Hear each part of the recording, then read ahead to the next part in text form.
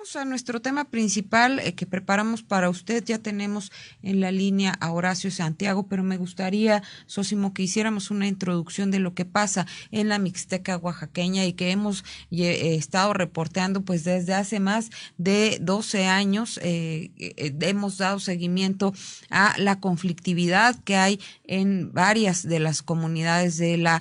nación Triqui, y que bueno, desafortunadamente es un problema que viene de décadas atrás, es un problema que no se ha podido resolver y que estamos nosotros en espera de que en algún momento se lleven a cabo las negociaciones que sean viables para que se llegue a pacificar esta región, en donde pues ha habido desplazamiento forzado, ha habido la presencia de paramilitares, ha habido pues violación a las mujeres que hay en la zona, hay niños en la calle de esta comunidad, hay niños en la calle padeciendo pues hambre cuando podrían estar en su pedazo de tierra trabajando en familia con sus padres para poder obtener los alimentos que se llevan día a día a la mesa. Aquí pues hemos documentado, son testimonios muy dramáticos de lo que han tenido que vivir esta comunidad, estas familias, estas mujeres principalmente, porque hay que señalar que también muchos de los hombres que viven en esta región pues se van a buscar una mejor oportunidad de vida a Estados Unidos y dejan a sus familias en las comunidades de las que después son desplazadas a mano armada. Sosimo. Así es, y nada más recordar que la nación Triqui es una cultura vigorosa, muy importante, fuerte en Oaxaca y en todo el país, además con una diáspora muy importante en estados del norte y en Estados Unidos también, y que hemos tenido, como bien comentas, Erika Ramírez, gran parte del equipo de la revista Contralínea en distintos momentos de estar entre bueno, pues las comunidades triquis, y vemos un fortalecimiento muy importante, por ejemplo, de su lengua, de sus costumbres, de su cultura, de sus tradiciones, pero que también hemos visto, bueno, pues una suerte de violencia que los ha acompañado ya por décadas, como bien comentas, y no está de más, Erika Ramírez, bueno, pues señalar que en estos momentos hay tres grandes organizaciones en esta nación Triqui, que es el Movimiento de Unificación y Lucha Triqui, por un lado, el MULT, otro es el Movimiento de Unificación y Lucha Triqui Independiente, el MULTI, y la Unión de Bienestar Social de la Región Triqui, la UBISORT, que, bueno, pues en algún momento han llevado sus diferencias a la confrontación incluso armada. Entonces, bueno, pues de hecho la precaria paz que se padece, que viven estas comunidades, pues en realidad solamente son momentos, lagunas dentro de una suerte de violencia o de confrontación pues permanente y generalizada que hay en estas comunidades. Solamente llegan a veces acuerdos de paz y de manera precaria, sostenida con alfileres, duran así meses, a veces años, con algunas escaramuzas, y después desafortunadamente puede llegar de nueva cuenta la violencia. Hemos documentado en Contralínea que ha habido pues disputas por el propio presupuesto, por el control de las comunidades, que luego les significa a las organizaciones también, bueno, contar con mayores recursos provenientes de los ramos 28 y 33 del presupuesto federal, y también disputas políticas importantes en algún momento, Erika Ramírez, que precisamente algo de lo que nos llevó allá a las comunidades triquis fue de un proceso autonómico muy importante. Se trató de hacer un municipio autónomo con capital, digamos, con sede, con cabecera en esta comunidad, que es, como decíamos, la capital cultural y ceremonial de los triquis, que es San Juan Copala. Y bueno, pues hoy hay problemas allá en San Juan Copala. Erika Ramírez, tú le has dado mucho seguimiento a un desplazamiento particularmente de una comunidad perteneciente a San Juan Copala, que es Tierra Blanca. Así es, hay que mencionar nada más, Sosimo, que justo el 27 de abril de 2010 fueron asesinados los defensores de derechos humanos Betty Cariño y Giri Yacola en esta emboscada que se llevó a cabo en el municipio de San Juan Copala, y todavía Sosimo, no se han detenido a los responsables de este terrible asesinato que, bueno, pues de alguna manera también padecimos mi compañero David Cilia y yo este 27 de abril de 2010 y que, bueno, ahora afortunadamente nosotros podemos estar aquí trabajando con este tema, dándole seguimiento. El año pasado también pues volvimos a tener noticias de un nuevo atentado ahora sobre la comunidad de Tierra Blanca, Copala, y nos trasladamos nuevamente al lugar. El equipo de Contralínea estuvo presente en la zona, pudo hablar con gente de la que ha sido desplazada y nada más me gustaría leer algún parrafito de la crónica que ustedes pueden encontrar en Contralínea y que hicimos hace un año dándole seguimiento a esta terrible problemática que más adelante vamos a hablar con parte de los actores que están pues tratando de estar en las mesas de negociación y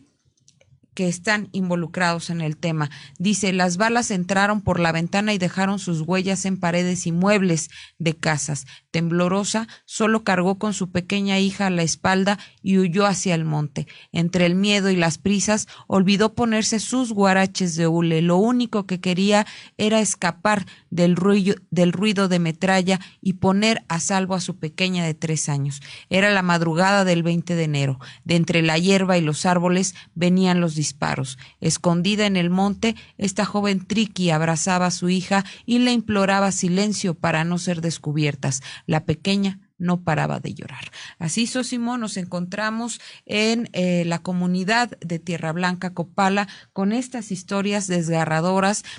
temerosas todavía, estas mujeres que siguen a un año de haber ocurrido esta narración, siguen sin poder entrar, tuvieron que trasladarse a un albergue en otra comunidad cercana que se llama Yosoyusi Copala y pues recientemente el pasado 21 de marzo nuevos ataques se dieron en la zona, se incendiaron algunos de los espacios cercanos a la comunidad de Yosoyusi Copala y pues para ello tenemos ya en la línea. Sí, así es, Erika. Nada más un poquito antes de eso, creo que es muy importante que nos pudieras comentar tu experiencia de lo que viviste en San Juan Copala, porque lo que ocurrió en San Juan Copala, cuando fue esta emboscada, devino meses después en una toma violenta de esa comunidad, en una toma en la que ocurrieron pues asesinatos, violaciones a mujeres y donde se quemaron muchas casas y se expulsó a muchas familias y los que llegaron, grupos paramilitares, bueno, pues se instalaron ahí, despojaron a las familias y eso es algo que no se ha solucionado hasta la fecha. Es decir, los autores de estas acciones pues siguen en la impunidad. San Juan Copala sigue en esa misma situación y como te decía Erika Ramírez, bueno, pues para tener un contexto de la gravedad de lo que ocurre en San Juan Copala, pues quién mejor que tú que nos pudieras decir qué fue lo que ocurrió aquella vez que estabas haciendo un reportaje, por supuesto, para Contralínea y de momento fue sorprendido una caravana humanitaria en la que iba este grupo de Contralínea, fue sorprendido por grupos paramilitares y bueno, emboscando a todo el convoy y asesinando a 2 defensores de derechos humanos, uno internacional y que bueno, pues tú estabas ahí, tú también tuviste que bajar junto con nuestro compañero David Cilia, herido de bala y tuviste que bajar incluso de los vehículos para internarte en el bosque y esconderte de estos paramilitares que, bueno, pues estuvieron patrullando esta zona por 2 días, tratando también de encontrarlos. Cuando esta mujer Triqui, a la que pudimos entrevistar de Tierra Blanca, nos hablaba de cómo ella había estado internada en el monte pidiéndole a su hija, suplicando casi que no llorara, pues justo recordé esas escenas que vivimos David Cilia y yo, fotógrafo de la revista Contralínea en aquel entonces, y yo que viajaba como reportera, que viajábamos a documentar pues todo este movimiento de autonomía que había en la zona Triqui y También el asesinato de Teresa y Felicitas Martínez, las comunicadoras que habían sido asesinadas en 2008 de la radio La Voz que Rompe el Silencio. Ellas habían sido emboscadas en uno de los parajes de San Juan Copala, al igual que ocurrió con nosotros. Y pues, Sósimo, son momentos que yo recuerdo muy, muy desafortunados, muy desgarradores. Pude ver a nuestros atacantes cómo bajaban del cerro, cómo se desgajaban con armas de alto calibre. Ya después supimos que eran cuernos de chivo y AK-47, cómo nos atacaron, cómo atacaron a esa caravana de paz en donde viajaban maestros y donde viajaban defensores de derechos humanos, tratando de llegar a San Juan Copala en busca de pues llevar provisiones, llevar alimentos, llevar medicamentos para quienes habían quedado en la comunidad después de pues varios momentos difíciles que habían vivido, de otras emboscadas que se habían llevado en la región, y pues que nos tocó este ataque donde fueron asesinados, como ya lo comentaba en un principio, Betty Cariño y Giri Yacola. Hubo más de 20 personas heridas y nosotros tuvimos, pues no sé si llamarlo suerte, la idea, la fortuna de resguardarnos en el monte, de resguardarnos con dos defensores de derechos humanos que también formaron parte de, pues, de que ahora estemos vivos. Nos internamos por 72 horas y yo me acuerdo que David Cilia me pedía que no llorara para que no dieran con nosotros, para que no nos encontraran, para que no nos mataran. Fueron momentos realmente dramáticos. Llegamos a pensar que nuestros cuerpos iban a quedar tirados en el río, que después fue pues la única fuente de agua que tuvimos para subsistir, y los brazos del río fueron los espacios que nos acogieron, que nos cobijaron, que nos protegieron durante 72 horas, hasta que, hay que decirlo, Sósimo, el director de Contralínea y el padre de David Cilia movieron cielo, mar y tierra, al igual que el equipo completo de Contralínea. Se hizo una movilización completa junto con personas, con amigos, con familiares, con gente de la sociedad civil que estaban buscándonos, y que pues ellos empujaron a que el Estado hiciera algo, porque hay que decirlo, Sosimo, gente del gobierno le decía a Miguel Vadillo que o que ya estábamos muertos o que era muy difícil entrar a esta zona triqui porque era una zona muy violenta, Sosimo. Y también recordar que parte de la comunidad triqui fue precisamente la que ayudó a este rescate, parte de la comunidad triqui que estaba viviendo estas escenas de manera cotidiana como las que tú nos narras y que para ellos eran el pan de cada día. Bueno, pues volvieron a arriesgar su vida también en este esfuerzo que estuvo realizando el equipo de Contralínea, y que, bueno, pues logró encontrarlos a ustedes, rescatarlos, ingresarlos a un hospital, y que desafortunadamente esto no cesó aquí. Los medios de comunicación en ese entonces, incluso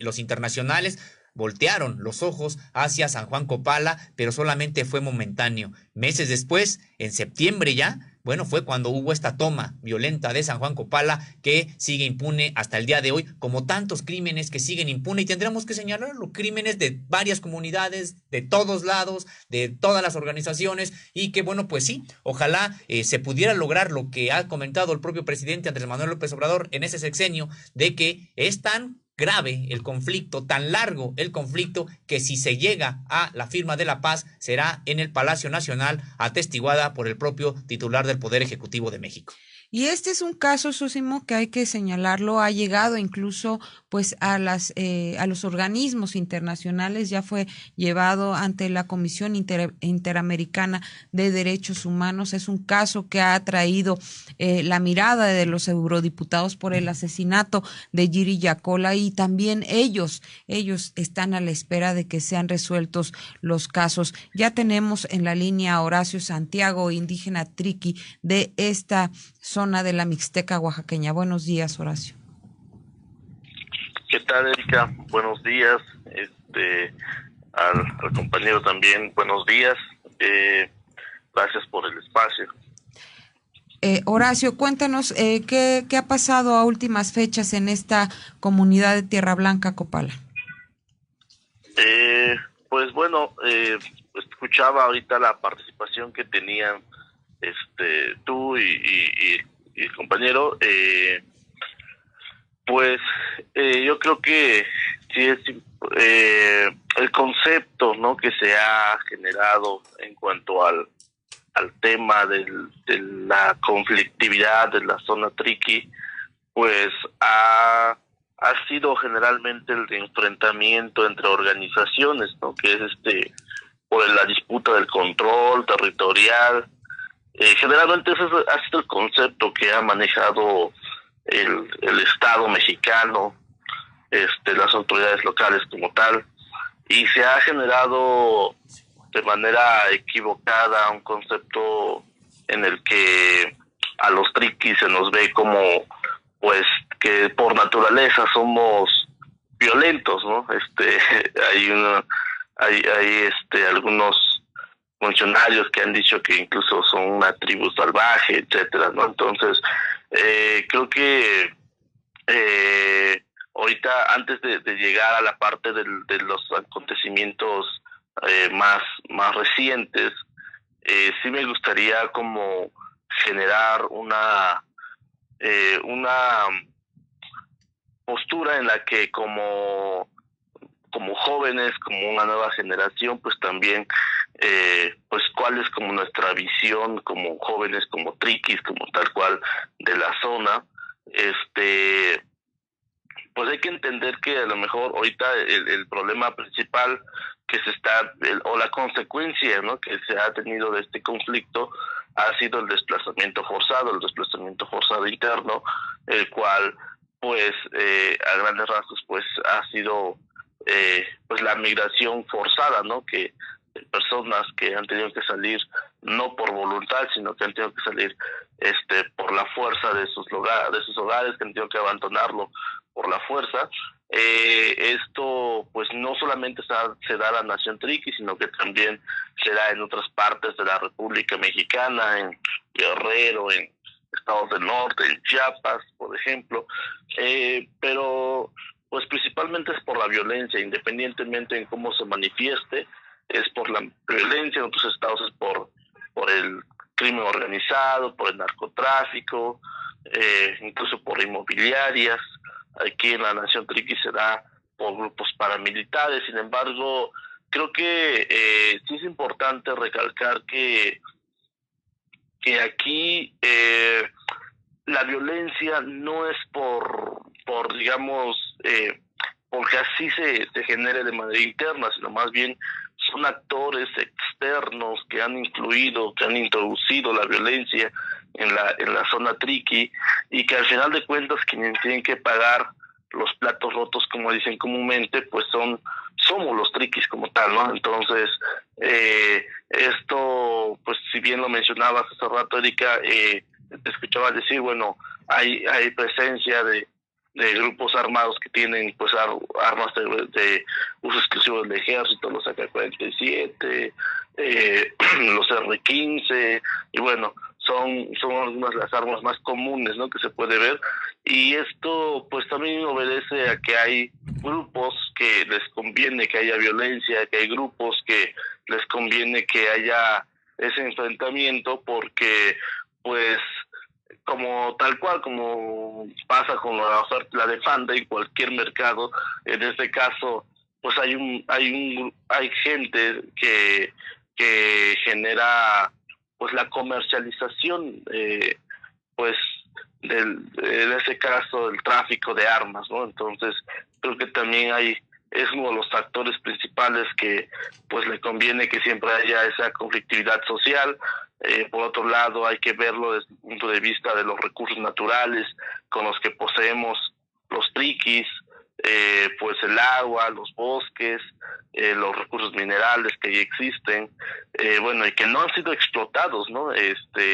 Tengo entendido que en el 2010 el gobierno mexicano pues generó ahí como la repartición de del territorio mexicano en cuanto al tema minero hacia hacia empresas de explotación minera. Entonces, pues ahí también hay que verlo desde esa perspectiva, ¿no? Cuáles son los intereses detrás de toda esta conflictividad social. Sí, efectivamente juega un papel importante el tema de los ramos 28, ramos 33, incluso me atrevería a decir que fue el causante principal, ¿no? La falta de transparencia, el causante principal de que naciera el multi, ¿no? Pero también creo que son otros factores que hay que visualizar. Yo lo resumiría en que hace falta un Estado moderno, un Estado moderno en donde las instituciones que se supone son creadas para el tema de seguridad, para el tema de gobernabilidad, para el tema de desarrollo integral, pues no están cumpliendo con su papel. Hay un total abandono del gobierno del Estado, del gobierno mexicano hacia esta nación triqui, y eso ha hecho que la violencia, eso ha hecho que la impunidad estén a la orden del día ahí en la nación, y lamentablemente no hay una voluntad del Estado mexicano en quererla resolver. Hay que entender que no quisiéramos como ponernos en una perspectiva en decir que hay ofendidos y que hay agresores. Sin embargo, sí es importante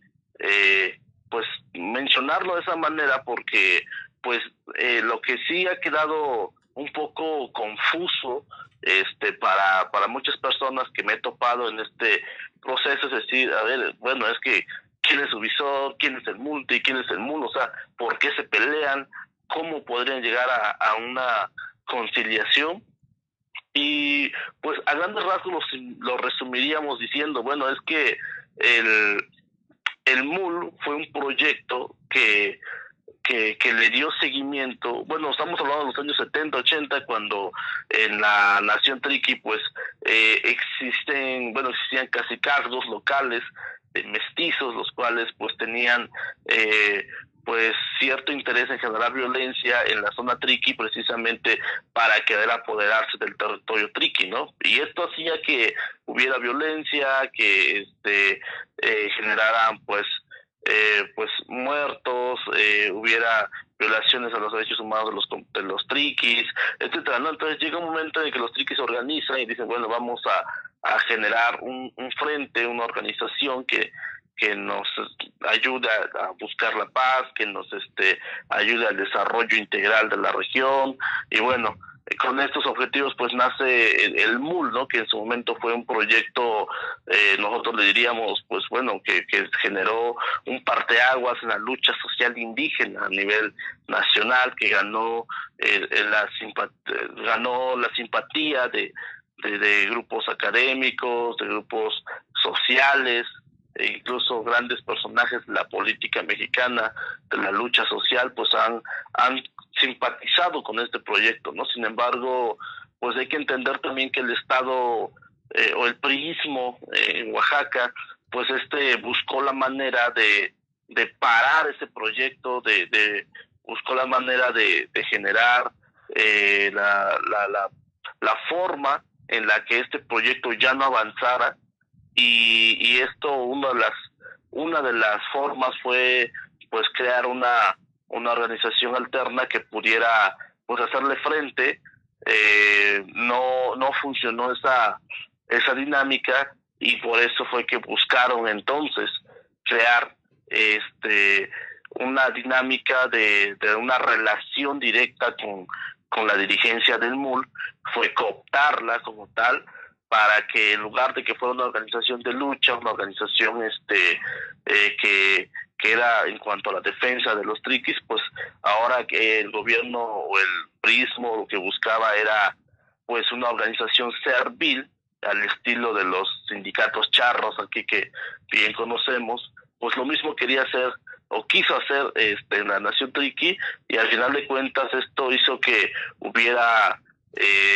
pues persecución hacia los opositores, que hubiera asesinatos hacia los opositores que no querían que el MUL se desviara. al final de cuentas sí lo pudieron hacer. El MUL quedó en manos de una dirigencia muy reducida que estuvo o que está al servicio del Estado, y esto pues muchos dicen, bueno, es que tienes que fundamentar lo que estás diciendo, ¿no? O sea, no simplemente puedes generar acusaciones sin argumento. Y pues el argumento más claro que nosotros tenemos con eso es cuando José Murat Casaf, que es el papá del gobernador actual, pues premia esa alianza, esa cooptación al MUL, ayudándole a crear un partido político, ¿no? Entonces, al crear a la Unidad Popular en el 2003, con apoyo del gobernador, con apoyo bueno, en este caso el dirigente era Heriberto Pasos Ortiz. Entonces, esto era la muestra más clara de que esa relación con el gobierno del Estado, y por si fuera poco, el brindarle un espacio dentro del curul local a uno de los dirigentes de este momento, que era Rufino Merino Zaragoza, que fue diputado local en 2 ocasiones. Entonces creo que con eso todavía se visibilizaba más esa relación que había entre esta dirigencia del MUL con el gobierno del Estado. Esto pues obviamente fueron acciones que se dieron sin consultar a las bases,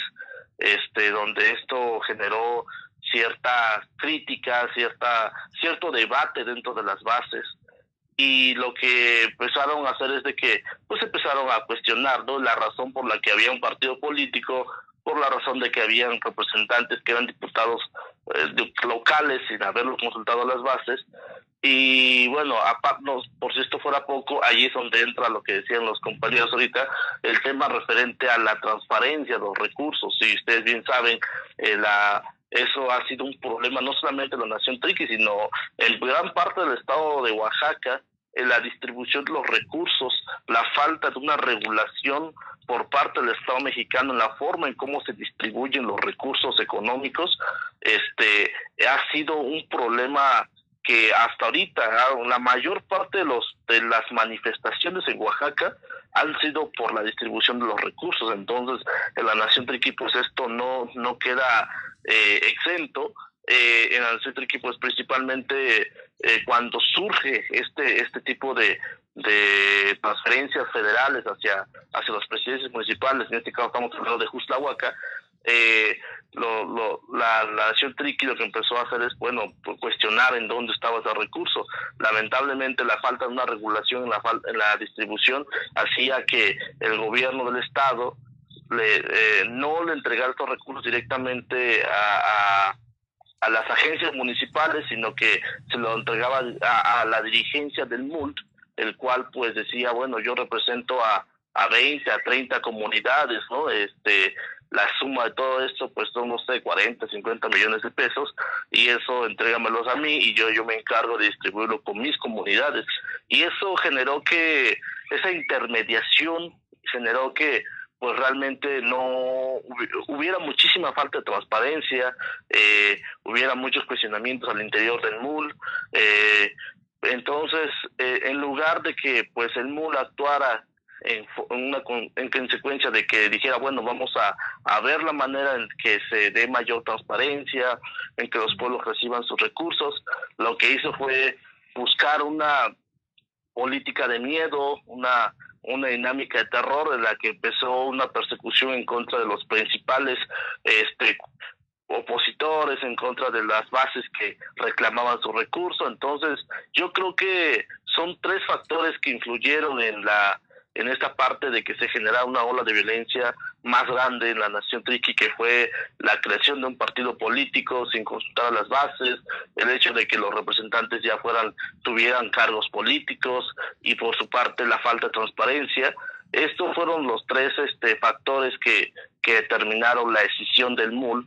en donde los compañeros del MUL pues decían, bueno, es que nosotros no podemos dejar de ser MUL, ¿no? O sea, al final de cuentas el MUL fue un proyecto Triqui que tenía esta finalidad, y no podemos dejar que la dirigencia, que ahorita ya fue cooptada por el Estado, nos desvíe totalmente. O sea, nosotros seguimos siendo MUL, o sea, nosotros queremos seguir luchando por la paz, queremos seguir luchando por la determinación de los pueblos, por la autonomía, por el autogobierno. Entonces no podemos dejar que esta dirigencia, pues simplemente por sus intereses personales y políticos, vaya a desviar totalmente la lucha por el cual el MUL fue formado. Entonces seguimos siendo MUL, pero no somos el MUL que tiene esa dirigencia, sino MUL independiente, y por eso es que nace el MULTI como tal, ¿no? Entonces, es por eso que yo creo que ahorita de manera inmediata sale el tema del municipio autónomo, porque sí es importante mencionar que ya había una división muy grande, en la que pues ya había el MUL, estaba el Ubisoft, estaba el Multi. Entonces nosotros como Multi dijimos, bueno, es que hay que impulsar un proyecto que una la región Triqui, no que la separe más. O sea, necesitamos un proyecto que gobierne para todos, en el que haya esa autonomía, pero sin importar banderas, sin importar colores, sin importar ideología, pues que sea un municipio que gobierne para todos. Y fue que nació el proyecto autonómico de San Juan Copala, y que, como bien comentaban ustedes, tuvo un desenlace complicado, debido a que pues para el MUL no era conveniente que este proyecto siguiera avanzando, ni mucho menos para el gobierno estatal, que incluso el presidente de la Junta política del Congreso local en su momento, pues mencionaba que ya eran muchos municipios, que ya el pastel ya estaba muy repartido, y que no podía repartirlo más con otro municipio, y menos que fuera indígena y autónomo, ¿no? Entonces, claro, yo creo que es importante hacer este recuento para comprender un poco cómo está la conformación de esta parte. La ideología creo que es ahorita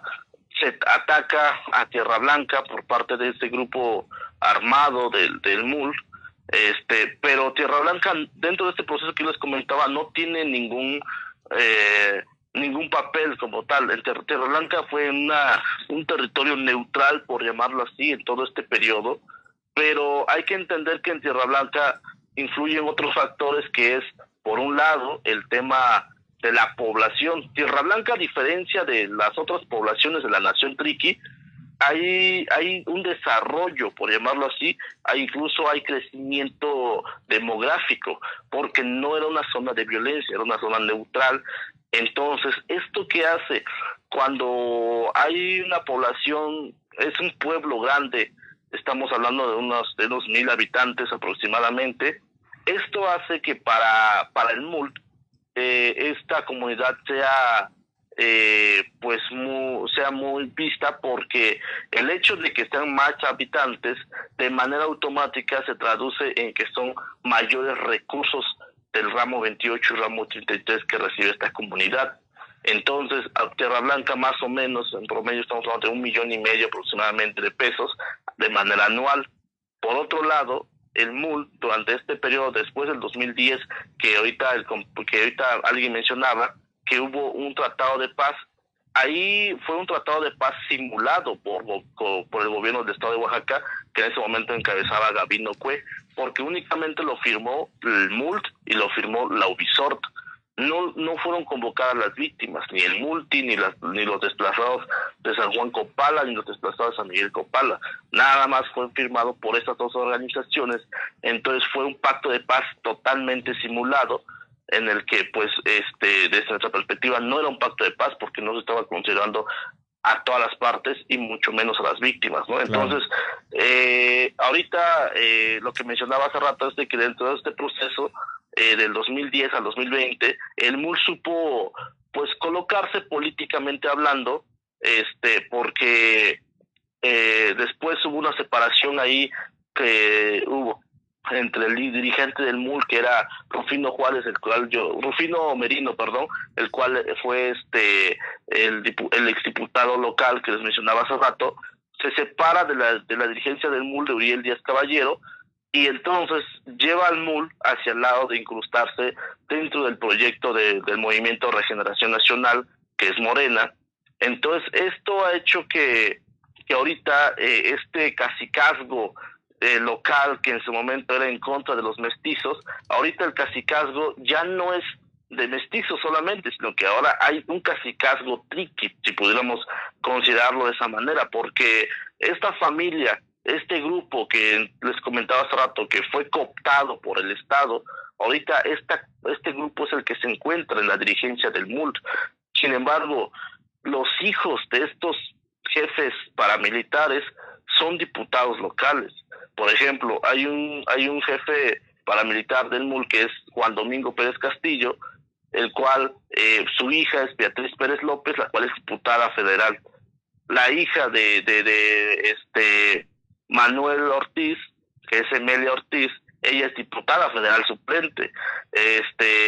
Hay dos actores, por ejemplo, el hijo de Manuel Ortiz también se encuentra en la dirigencia del MUL, que es Eleazar Ortiz. Estamos hablando de que hay un militante del MUL cercano a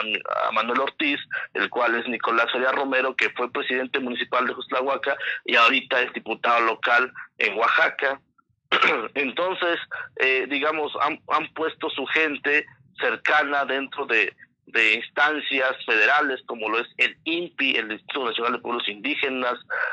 Han puesto su gente dentro de instancias locales. Bueno, digamos, el MUL ha sabido incrustarse dentro de la estructura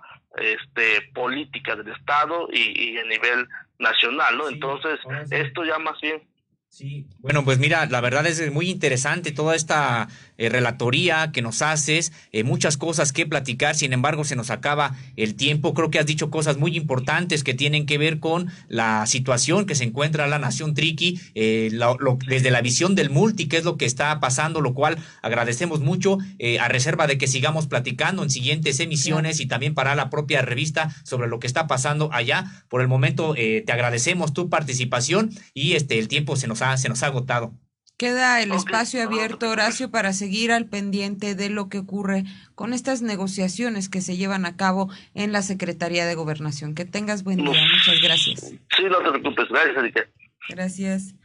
Pues así, esta relatoría de hechos de lo que ocurre en la nación triqui. También hablamos con Rogelio Pensamiento, líder del Movimiento de Unificación y Lucha Triqui. Vamos a ver lo que nos comentó al respecto. Pues es el interés de algunos funcionarios públicos ligados al priismo, en aras de su ambición, promueven la división y el enfrentamiento entre pueblos, entre hermanos. La violencia nunca viene de abajo, sino la promueven mentes que está en su porvenir solamente pensar en el dinero, en los privilegios. Ese ha sido el problema de la nación triqui. Y pues ya cuando empiezan a financiar asesinos, entonces promueven la violencia y se da en los medios de comunicación a la noticia de que es un problema entre hermanos triquis. Y en cuanto a los autodesplazados, nosotros pensamos que la única manera de sembrar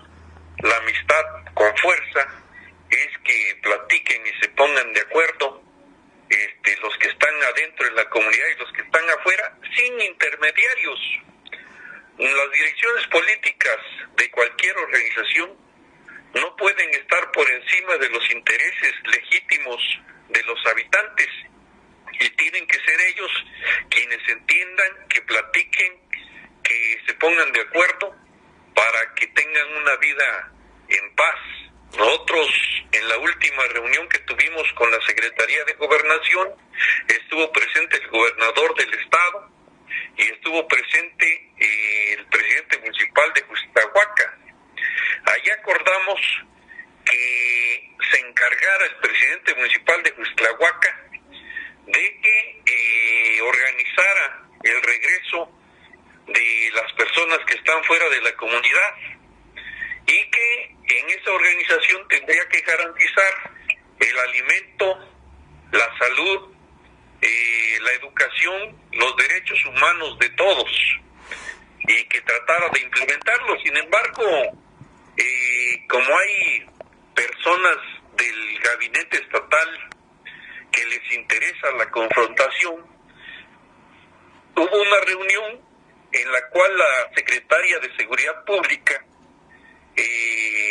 convocó, y allí en esa reunión promovió la entrada de la fuerza pública a Tierra Blanca, violando el acuerdo que tuvimos con la Secretaría de Gobernación, y dijo que iba a utilizar la fuerza y que iban a entrar. A raíz de eso nosotros sacamos un comunicado donde la hacemos responsable de lo que llegue a pasar, porque no es lo mismo estar en su sillón de ejecutivo cómodamente a estar en las comunidades y no conocer la cultura de nuestros pueblos. Entonces, a raíz de eso, nosotros estamos en alerta máxima, porque en cualquier momento que intervengan las armas del Estado para militarizar la región, en ese momento nosotros saldremos a las calles de manera masiva para no permitir que crezca más la violencia de lo que ya está en la nación triqui. Esa es en resumen, lo que hasta ahorita estamos viviendo allá en la nación triqui.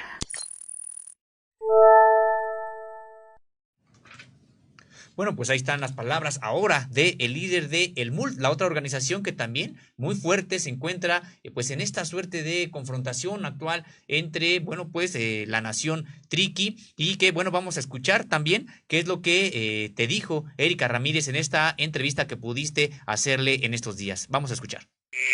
Macario y Horacio entraron a querer tomar la comunidad, y a raíz de eso, pues, los habitantes, algunos de ellos, pues defendieron su patrimonio. No es que solitos los habitantes de Tierra Blanca expulsaron a uno. Nosotros no avalamos eso. Eso está fuera de los derechos humanos y de la Constitución. Y entonces, al no lograr el objetivo de tomar por asalto la comunidad, pues entonces promovieron la salida de varios ciudadanos de la comunidad, y ahí están los videos donde les enviaron camionetas para sacar a todos, y hicieron un grupo que ahorita anda en la Ciudad de México y en algunas otras partes, pero los responsables de promoción de este tipo de actos viene de arriba, viene del mal gobierno, viene de las élites priistas en Oaxaca, y nosotros lo hemos denunciado siempre lo hemos denunciado de esa forma. Para nosotros los enemigos no están abajo, sufren el hambre y la miseria igual que nosotros, y lo más conveniente es combatir el modelo de vida capitalista neoliberal que tanto daño hace y que crea privilegios para los malos gobernantes. Hay un interés, que te quiero decir, de hacer un corredor del tráfico de armas y del narcotráfico en la región. Y ese interés lleva a promover un plan de acción de algunos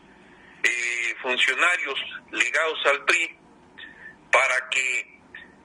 en ese objetivo logren que la nación triqui sea ese corredor de tráfico de armas y de enervantes. El acuerdo del MUL en todas las comunidades es no permitir